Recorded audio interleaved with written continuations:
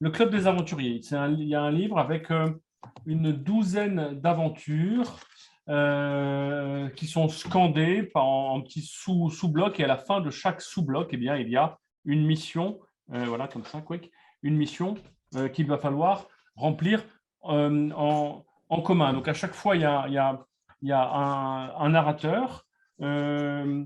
Il y a quelqu'un qui joue le rôle de la personne qui va résoudre la mission et ce rôle tourne au fur et à mesure de la partie entre les différents joueurs. Donc, par exemple, si je prends donc cette histoire qui s'appelle sur les traces du Yeti, voilà,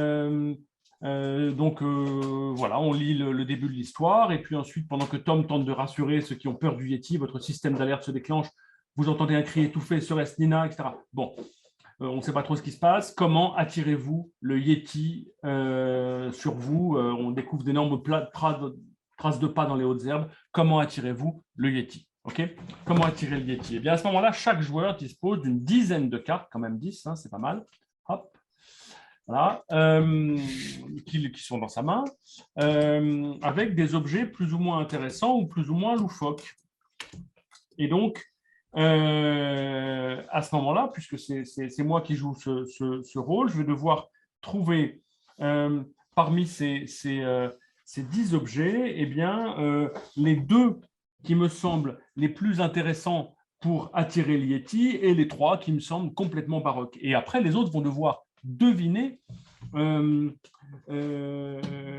quels objets moi j'ai choisi. Donc en fait, moi j'invente une sorte d'histoire en disant que, eh bien, je prends un pigeon pour attirer le Yeti parce qu'on sait très bien que les Yetis mangent des pigeons, ils adorent ça. Donc en lui serrant un peu le kiki, mais pas trop, je vais lui faire une sorte de roucoulement qui va vraiment attirer de façon infaillible le Yeti. Et puis le deuxième, bah, écoutez, c'est une guitare parce que le Yeti adore la sérénade, donc je vais pousser la sérénade. En revanche, un slip, je ne vois pas bien à quoi ça va servir pour attirer le Yeti, ni une tenaille, ni pourquoi pas un tube de dentifrice, ça pourrait, si le Yeti a mauvaise haleine, je vais choisir une brique. Voilà. Donc tout ça, voilà. Ceux-là, les autres joueurs ne les ont pas vus. Je mélange ces cartes, celles que j'ai choisies et celles dont je pense qu'elles ne servent à rien. Je les mets sur la table et les autres joueurs vont devoir, en discutant entre eux, se dire non, moi je pense qu'en effet, la brique c'est vachement utile parce que tu lances une brique dans le buisson où est le Yeti, comme ça il va sortir, etc.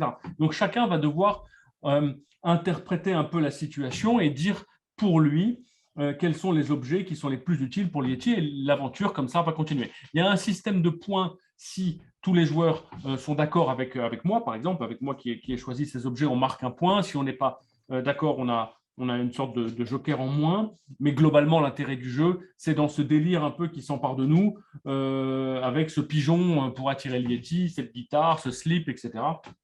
Et voilà. Donc, à partir de 8 ans, mais très drôle à jouer avec des ados, pour des petites histoires un petit peu délirantes, et rien n'empêche surtout d'inventer derrière ses propres histoires. Voilà pour le Club des Aventuriers.